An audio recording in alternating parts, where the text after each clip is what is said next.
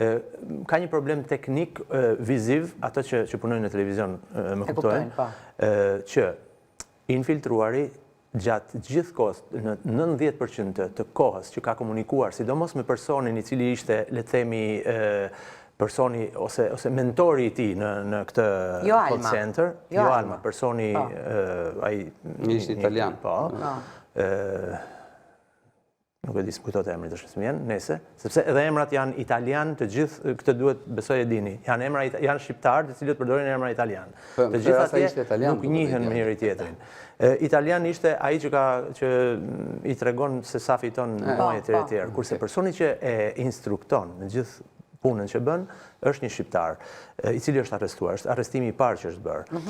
Dhe ky person gjatë gjithë kohës i qëndron pas shpinës në kompjuter. Në moment që ai punon këtu, ai qëndron te shpatulla. Dhe duke patur parasysh që ai ka një kamerë e cila është frontale, e ka vendosur në trup dhe shikon përpara, ai shikon vetëm kompjuterin. Dhe për ta bërë më artistike gjithë më të kuptueshme, do thoja. Edhe më të kuptueshme, kanë përdorur inteligencën artificiale. Po, nuk ka kundërshtim me këtë, thot pse nuk është specifikuar diçka e tillë. Më korrekte do të ishte duke vendosur logun aty janë është e mjaftueshme. Ligjërisht janë okay. Ligjërisht Semana kishte një ndërhyrje?